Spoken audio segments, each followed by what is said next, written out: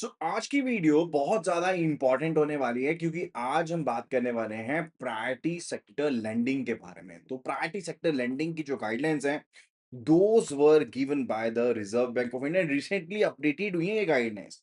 यानी कि 2025 में गाइडलाइंस अपडेट हुई हैं एंड इन अपडेट्स को समझना काफ़ी ज़्यादा ज़रूरी है। जेआईबी हो या सीआईबी या हो बैंक प्रमोशन, हर एक एग्ज़ाम में इन गाइडलाइंस की अपनी ही अलग इम्पोर्टेंस है, अपना ही अलग फैन बेस है।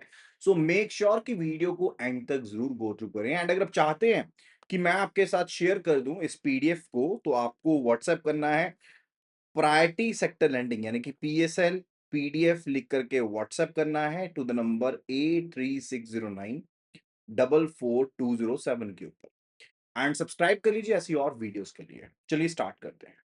अगर हम ओवरव्यू की बात करें या फिर हम बात करें कि क्या पर्पस है, तो रिजर्व बैंक ऑफ इंडिया ने priority sector lending guidance the and इसके टारगेट्स को रिफाइन किया गया है और ज्यादा मजबूत बनाया गया है अप्रैल 2025 के अपडेट के साथ। ये जो सर्कुलर है जिसके बारे में पर्टिकुलर हम बात कर रहे हैं, ये इफेक्टिव होने वाला है from the 1 April 2025। And main purpose क्या है कि क्रेडिट फ्लो एडिक्वेटली रहे, जो भी आपके अंडर सर्व्ड एरियाज हैं, जो भी आपके क्रूशियल एरियाज हैं इकोनॉमी के, उनको पैसा मिल पाए। एंड ये सभी गाइडेंस एप्लीकेबल रहने वाली हैं कमर्शियल बैंक्स के ऊपर, जिसमें RRBs, small finance banks, local area banks, urban cooperative bank सब शामिल होने वाले हैं। सबसे पहले कैटेगरीज की बात करते हैं, तो प्रायोरिटी सेक्टर को लेकर के टोटल 8 कैटेगरीज हैं। फर्स्ट है एग्रीकल्चर, दूसरा है एमएसएमई, थर्ड है export credit, education, housing, social infrastructure, renewable energy and the others, जिसमें वीकर सेक्शन एंड ऑल सब चीजें आती हैं। वो सब गाइडलाइंस यहां पर हम कवर करने वाले हैं। चलिए सबसे पहले बात करेंगे प्रायोरिटी सेक्टर लेंडिंग के ओवरऑल टारगेट्स के बारे में, जो कि हैं कमर्शियल बैंक्स के साथ रिलेटेड, रीजनल रूरल बैंक के साथ रिलेटेड और स्मॉल फाइनेंस बैंक्स के साथ रिलेटेड। तो अगर हम टोटल प्रायोरिटी सेक्टर की बात करें तो टारगेट है 40% का। कौन से बैंक्स के लिए?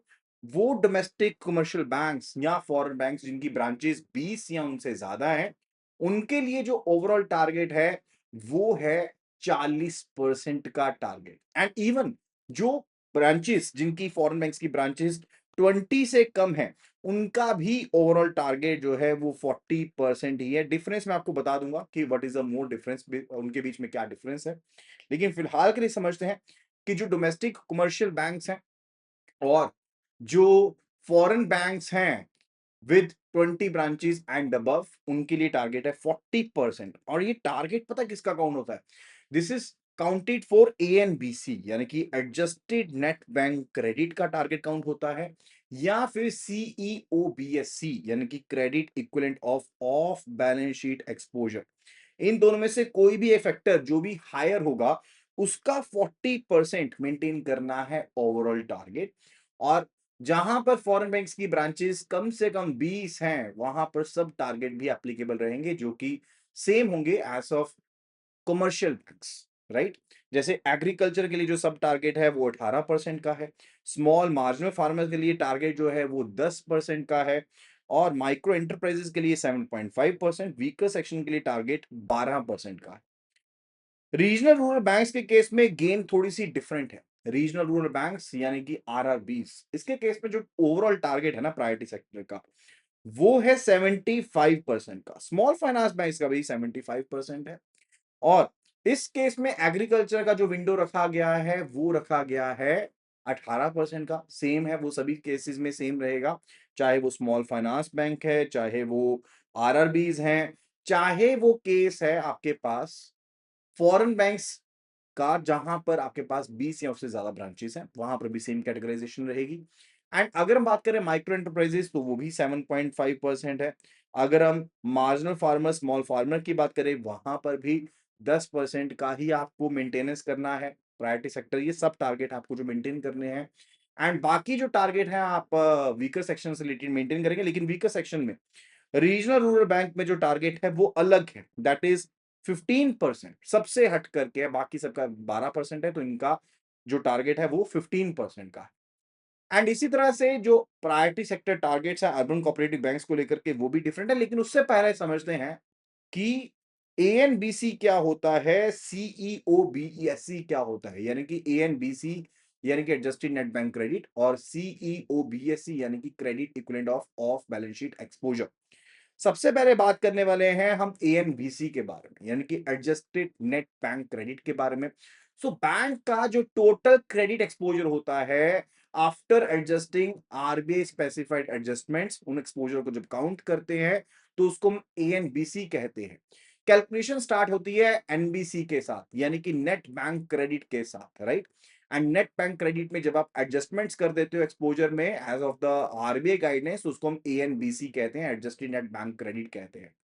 एंड ये जो की एडजस्टमेंट होती हैं वो होती हैं रूरल इंफ्रास्ट्रक्चर डेवलपमेंट फंड को लेकर के, या पीएसएल एलिजिबल इन्वेस्टमेंट्स को लेकर के, या इंफ्रास्ट्रक्चर या अफोर्डेबल हाउसिंग बॉन्ड एग्जेम्पशंस को लेकर के एडजस्टमेंट्स की जाती है। अगर दूसरी साइड पर credit equivalent of of balance sheet exposure को देखें, तो क्रेडिट रिस्क जो आपको आन पड़ा है ऑफ बैलेंस शीट एक्टिविटी से, चाहे वो लेटर ऑफ क्रेडिट है, बैंक गारंटी है, कमिटमेंट है, फाइनेंशियल गारंटीज हैं, उनसे जो एक्सपोजर आपका बनेगा उसे हम कहते हैं credit equivalent of of balance sheet exposure. और ये आरबीआई के लार्ज एक्सपोजर फ्रेमवर्क जिसको हम एलईएफ कहते हैं, उसके अकॉर्डिंग इसकी कैलकुलेशन जो है वो की जाती है। ज्यादा डिटेल में नहीं जाएंगे, जस्ट आपको आइडिया देना था। सो इनमें से जो भी चीज हायर होगी उसके हिसाब से आपको प्रायोरिटी सेक्टर लेंडिंग का टारगेट जो है वो आपको हासिल करना पड़ेगा, वो आपको पूरा करना पड़ता है। तो बैंक को हायर टारगेट को यूज करना है, तो हायर के लिए आप जो भी फैक्टर ज्यादा है, एएनबीसी हो चाहे सीईओ बीएससी हो, उसको आप इस्तेमाल करेंगे। एंड ये इंश्योर करेंगे कि जो आपके टारगेट है वो ब्रॉडेस्ट मेजर के हिसाब से है। सो जो लोअर टारगेट है वो बेसिकली जहां पर ऑफ बैलेंस शीट एक्सपोजर कम है, जिनके इसमें वो प्रिवेंट हो जाएगा ये चीज, राइट। ये नहीं रहेगा कि कोई person of balance sheet exposure के हिसाब से टारगेट को इंप्लीमेंट कर लेगा, और एक कॉम्प्रिहेंसिव जो एक अप्रोच है वो यहां पर इस्तेमाल की जाएगी सभी बैंक्स को लेकर के। सो आई होप कि आपको बेसिक चीज पता लग गई होगी कि एएनबीसी एंड सीईओ बीएससी क्या होता है। आफ्टर दैट हम अर्बन कोऑपरेटिव बैंक के जो प्रायोरिटी सेक्टर लेंडिंग टारगेट्स हैं उनके बारे में बात करने वाले हैं। अब इसके केस में अर्बन कोऑपरेटिव बैंक्स के केस में जो ओवरऑल टारगेट है वो है 60% का, यानी कि एएनबीसी या सीईओ बीएससी का जो ज्यादा परसेंटेज रहेगा उसका 60% मेंटेन करना पड़ेगा ओवरऑल टारगेट। माइक्रो एंटरप्राइजेस को लेकर के टारगेट जो है वो 7.5% का ही है, जैसे सब केसेस में है।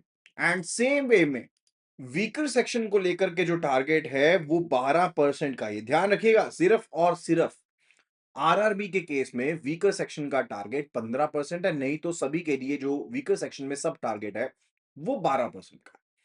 लेकिन एक चीज समझो, जहां पर हम फॉरेन बैंक्स की बात करते हैं और ब्रांचेस जो हैं 2000 <20, वहां पर ओवरऑल टारगेट तो 40% का है, लेकिन उनको सब टारगेट नहीं कंप्लीट करना पड़ता, वहां पर उनको इस बारे में एग्जेम्पशन मिला है, राइट। अब बात करने वाले हैं रीजनल डिस्पैरिटी एडजस्टमेंट्स के बारे में। अब रीजनल डिस्पैरिटी एडजस्टमेंट क्या है? अब पूरे के पूरे इंडिया में एक जैसा तो प्रायोरिटी सेक्टर लेंडिंग का क्राइटेरिया नहीं है। कई सेक्टर्स में प्रायोरिटी सेक्टर लेंडिंग जो है वो बहुत ज्यादा हो रहा है, और कई जगह पर प्रायोरिटी सेक्टर लेंडिंग बहुत कम हो रहा है।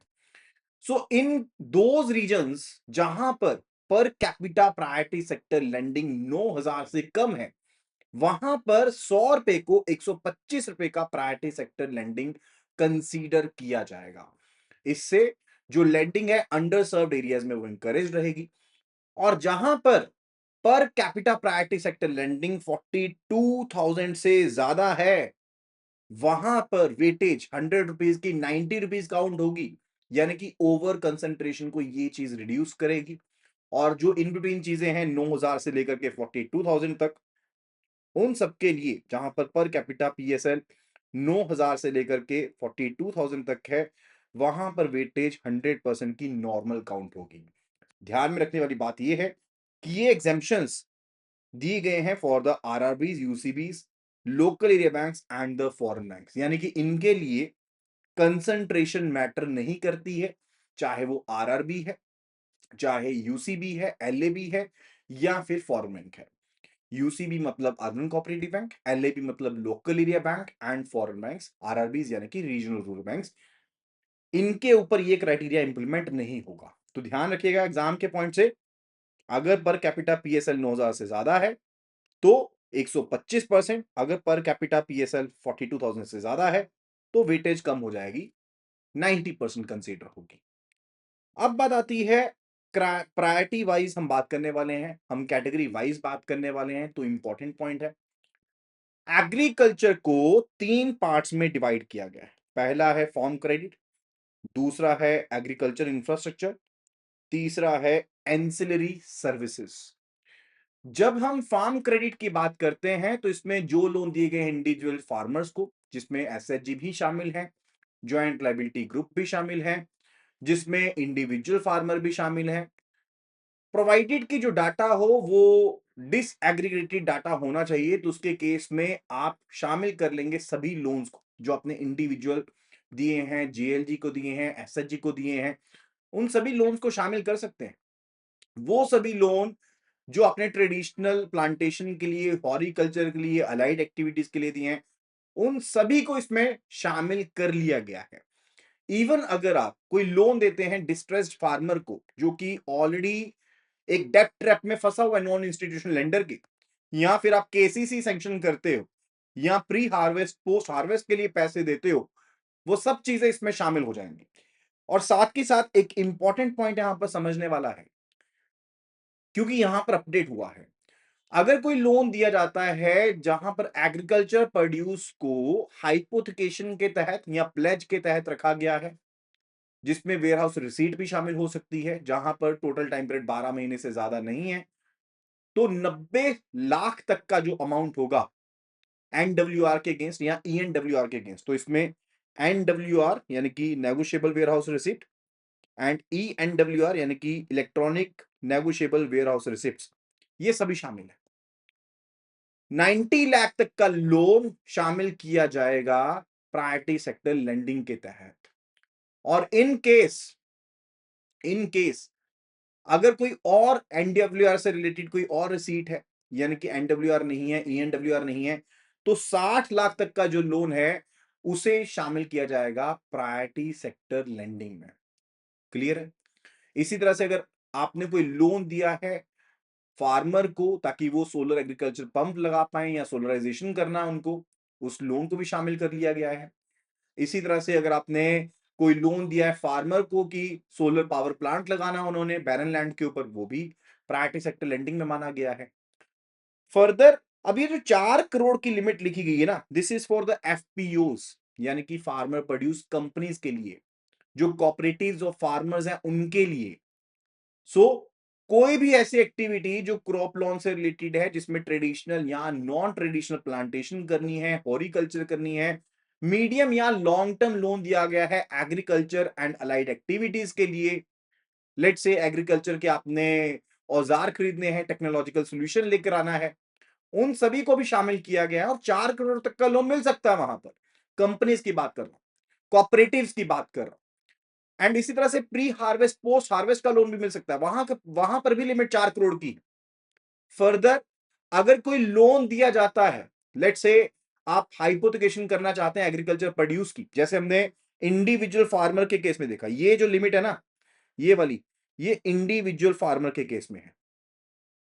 और अगर कोई लोन दिया जाता है लेट से प्लेज करके, हाइपोथिकेशन करके एग्रीकल्चर प्रोड्यूस को, जहां पर टाइम पीरियड जो है वो 12 महीने से ज्यादा नहीं है, और जहां पर नेगोशिएबल वेयरहाउस रिसीट है या फिर इलेक्ट्रॉनिक जो नेगोशिएबल वेयरहाउस रिसीप्ट है, तो 4 करोड़ तक का लोन दिया जा सकता है। 4 करोड़ तक का लोन दिया जा सकता है उस केस में। और 2.5 करोड़ तक का लोन दिया जाएगा अगर अदर देन एनडब्ल्यूआर है, अगर other than negotiable warehouse receipt है या ईएनडब्ल्यूआर है, तो वहां पर लिमिट ये 2.5 करोड़ रुपए की है। और 10 करोड़ तक का पर बोरोर एंटिटी लोन दिया जा सकता है एफपीओ को, एफपीसी को, so as to make sure कि वो मार्केटिंग कर पाए प्रोड्यूस की एक प्री डिटरमाइंड प्राइस के ऊपर। क्योंकि एफपीओ होते हैं ना, इकट्ठा जो गेहूं होता है, इकट्ठी जो फसल होती है उसको खरीद लेते हैं, तो उसकी मार्केटिंग करने के लिए प्रोड्यूस की 10 करोड़ तक का पर एंटिटी लोन जो है वो प्रायोरिटी सेक्टर लेंडिंग में शामिल किया जा सकता है। इसी तरह से अगर कोई कॉपरेटिव है अपने मेंबर्स का प्रोड्यूस परचेज करना चाहती है, तो कॉपरेटिव को भी 10 करोड़ तक का लोन दिया जा सकता है। लेकिन एक ध्यान रखिएगा, यूसीबीज फार्म क्रेडिट में एफपीओ, एफपीसी या कोऑपरेटिव को लेंड नहीं कर सकते। यूसीबीज को परमिटेड नहीं है कि वो कोऑपरेटिव और फार्मर्स को पैसा उधार पर दे दें, वो अलाउड नहीं है यूसीबी को, यानी कि जो अर्बन कोऑपरेटिव बैंक्स हैं उनको अलाउड नहीं है। फिर बात आती है एग्रीकल्चर इंफ्रास्ट्रक्चर के बारे में, जो कि सेकंड कैटेगरी है फार्म क्रेडिट के अंदर। फार्म क्रेडिट नहीं कहेंगे, एग्रीकल्चर के अंदर कहेंगे। जो एग्रीकल्चर इंफ्रास्ट्रक्चर है, इस केस में जो लोन दिया जा सकता है 100 करोड़ रुपए तक का लोन दिया जा सकता है पर बोरोअर, बैंकिंग सिस्टम से मिल सकता है, जिसको प्रायोरिटी सेक्टर लेंडिंग में शामिल कर लेंगे, जो स्टोरेज प्रोसेसिंग फैसिलिटी से रिलेटेड होगा। तीसरा जो पिलर है एग्रीकल्चर में वो है एंसिलरी एक्टिविटीज। तो इसमें 50 करोड़ तक का लोन दिया जा सकता है स्टार्टअप्स को जो एग्रीकल्चर में लगे हैं, अलाइड एक्टिविटीज में लगे हैं। And food and agro processing के लिए भी 100 करोड़ रुपए तक का लोन बैंकिंग प्रणाली से अगर दिया जाएगा, उसे प्रायोरिटी सेक्टर लेंडिंग में शामिल किया जाएगा। एंड जो आउटस्टैंडिंग डिपॉजिट होंगे वो आरआईडीएफ में जाएंगे, या फिर अगर शॉर्टफॉल हो जाता है, लेट्स से प्रायोरिटी सेक्टर आपने एग्रीकल्चर के तहत पूरा नहीं किया, तो वो पैसा या तो नाबार्ड के जो फंड्स है वहां जमा हो जाएगा, या फिर आरआईडीएफ यानी कि रूरल इंफ्रास्ट्रक्चर डेवलपमेंट फंड में जाएगा। राइट? तो ये तीन कैटेगरीज हैं जो हमने पढ़ी। किससे रिलेटेड है? एग्रीकल्चर से रिलेटेड। ये पहली कैटेगरी थी हमारी। दूसरा हम बात करने वाले हैं स्मॉल एंड मार्जिनल फार्मर्स के बारे में। स्मॉल फार्मर्स क्या होते हैं, मार्जिनल फार्मर्स क्या होते हैं? सिंपल सा क्राइटेरिया बताऊंगा। मार्जिनल फार्मर होते हैं जिनकी लैंड होल्डिंग होती है अप टू 1 हेक्टेयर, यानी कि 2.5 एकड़ तक की जिनकी जमीन होती है, उनको कहा जाता है मार्जिनल फार्मर। और जिनकी land holding greater than 1 hectare है एंड अप टू 2 हेक्टेयर है, उनको कहते हैं स्मॉल फार्मर। यानी कि 2.5 एकड़ से ज्यादा और 5 एकड़ तक की जमीन है तो उनको स्मॉल फार्मर कहेंगे।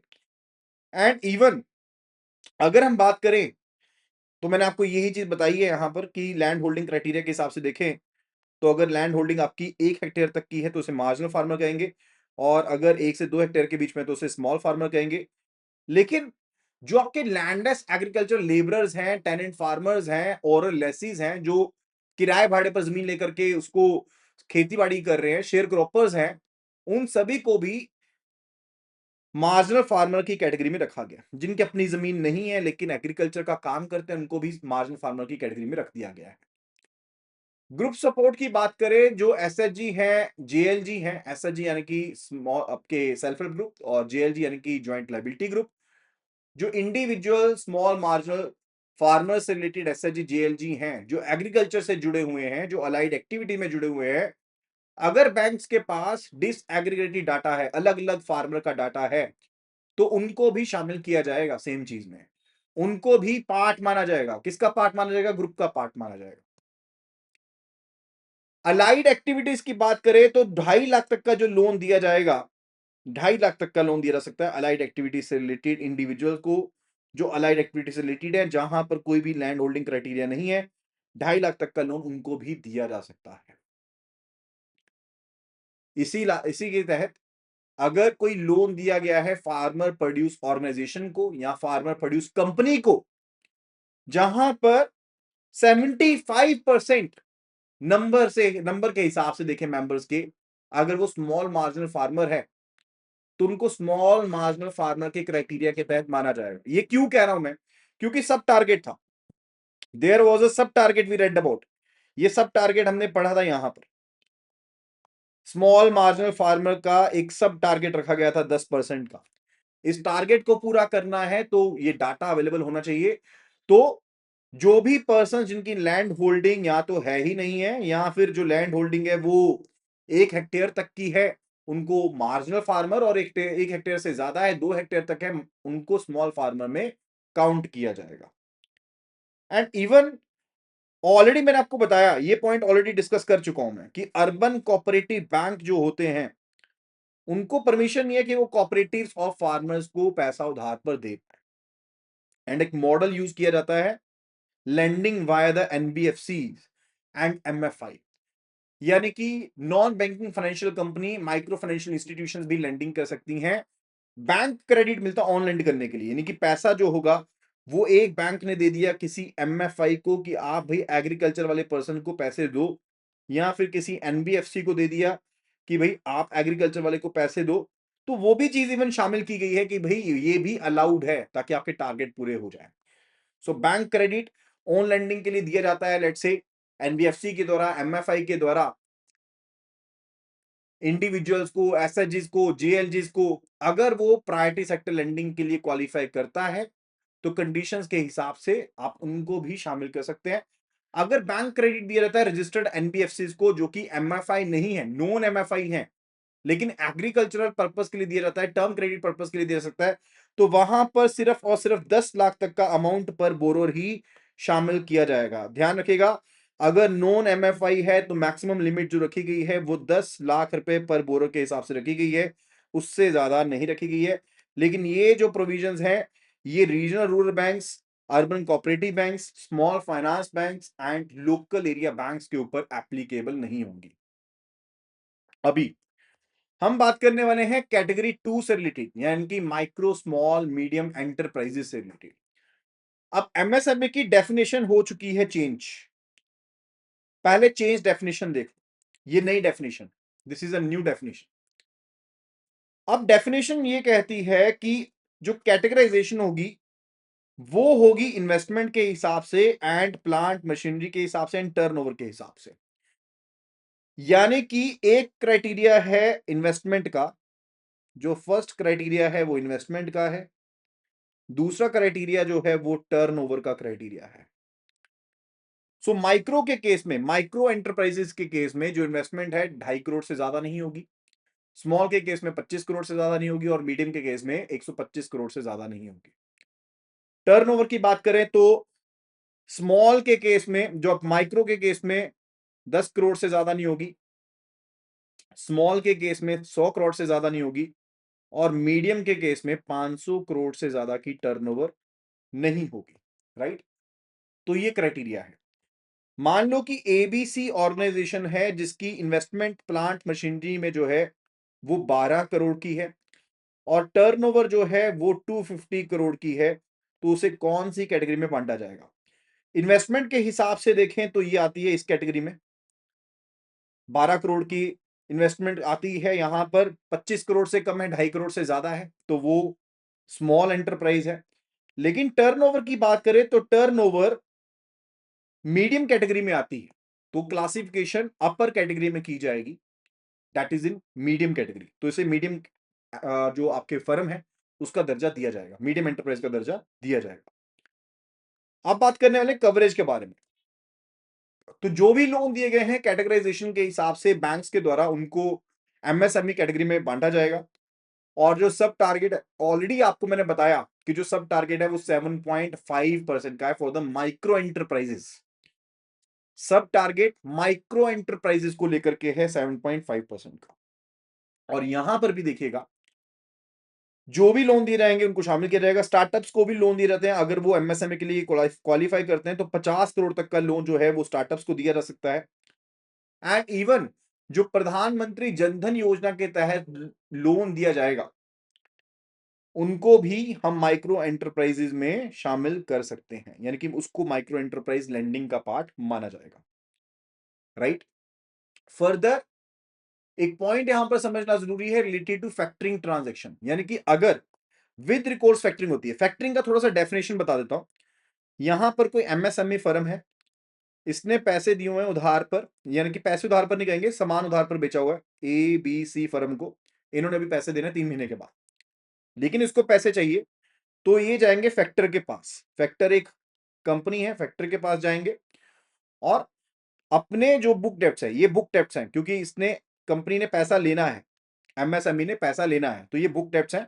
इन बुक डेप्ट्स को, ये बुक रिसीवेबल्स कह लो, बुक डेप्ट कह लो, इनको ये असाइन कर देंगे, चार्ज असाइन कर दिया जाएगा फैक्टर को, यानी कि अब फैक्टर एबीसी से पैसे सीधा ले सकता है। इसके बदले में जो फैक्टर है वो पैसे दे देगा अपफ्रंट एमएसएमई को, लेट्स से इसने 90% पैसे दे दिए पहले ही, और जब टाइम आएगा तो ये रिकवरी कर लेगा फैक्टर एबीसी से। अब इन केस अगर इसमें से सी पर्सन ने कर दिया डिफॉल्ट, तो डेफिनेशन समझना यहां पर याद से, तो अगर सी पर्सन ने यहां पर डिफॉल्ट कर दिया, तो अगर ये पैसे ना दे पाया और फैक्टर रिकवरी ले पाए इस एमएसएमई से, तो उसको कहते हैं विद रिकोर्स।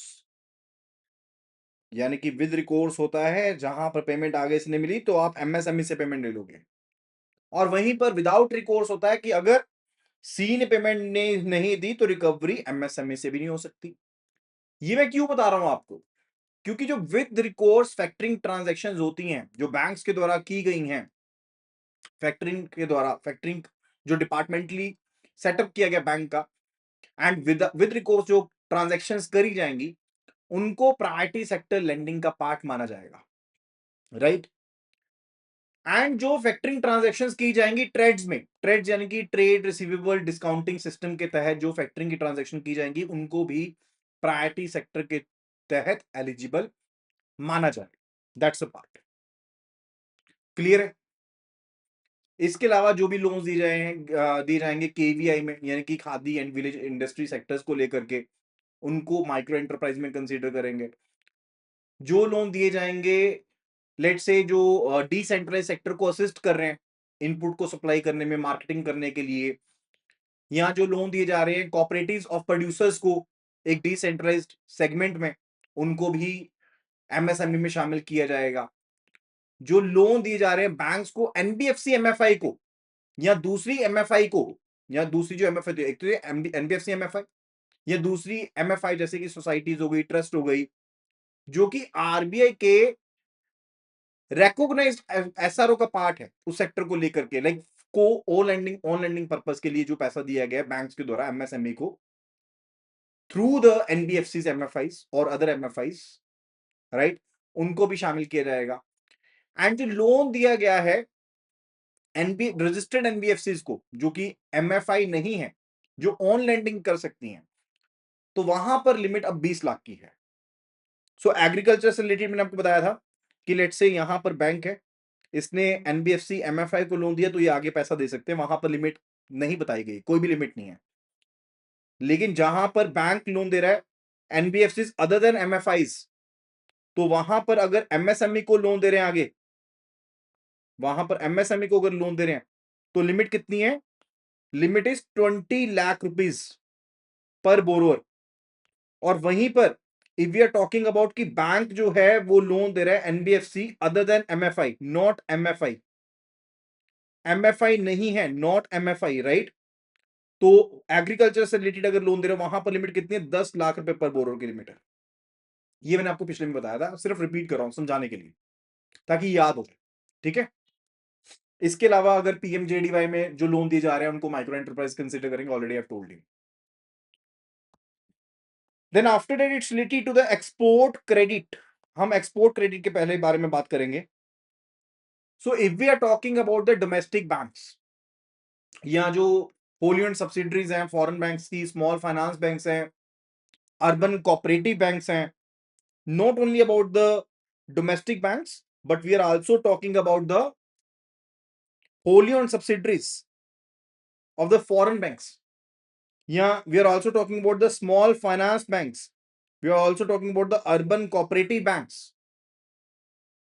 इनके केस में इंक्रीमेंटल एक्सपोर्ट क्रेडिट करना होगा, यानी कि जो पिछले साल आपका एक्सपोर्ट क्रेडिट था वो 2% उससे आपने ऊपर जाना है, राइट। 2% ऑफ व्हाट, 2% ऑफ एएनबीसी और सीईओ बीएससी जो भी हायर होगा, ठीक है। और पर बोरोर लिमिट जो मैक्सिमम लगाई गई है वो कितनी रखी गई है, 50 करोड़ की रखी गई है डोमेस्टिक बैंक्स के लिए, Holi owned subsidiaries of the foreign banks के लिए, स्मॉल फाइनेंस बैंक के लिए, अर्बन कोऑपरेटिव बैंक के लिए। एंड जहां पर फॉरेन बैंक्स है ब्रांचेस 20 से कम है, जहां पर फॉरेन बैंक्स है ब्रांचेस जो है if those are lesser than 20, वहां पर टोटल टारगेट कितना होता है 40% का, ठीक है। और 40 में से 32% जो है वो एक्सपोर्ट क्रेडिट कर सकते हो, वो अलाउड है, अप टू 32% है, that is up to 32%। Clear है ये चीज।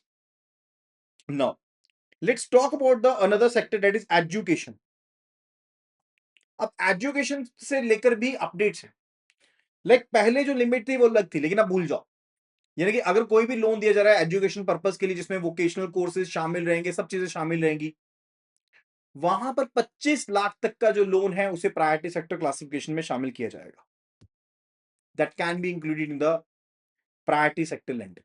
क्लियर है? सिंपल सी गाइडलाइन। बाकी सब चीजें हम कवर करने वाले हैं सेकंड पार्ट में, इससे रिलेटेड क्वेश्चंस को भी कवर करेंगे। सो मेक श्योर कि वीडियो को लाइक जरूर करें, एंड इससे रिलेटेड अगर कोई भी आपकी क्वेरी है, do let me know in the comment section. Thank you so much and see you again in the next video. Happy learning.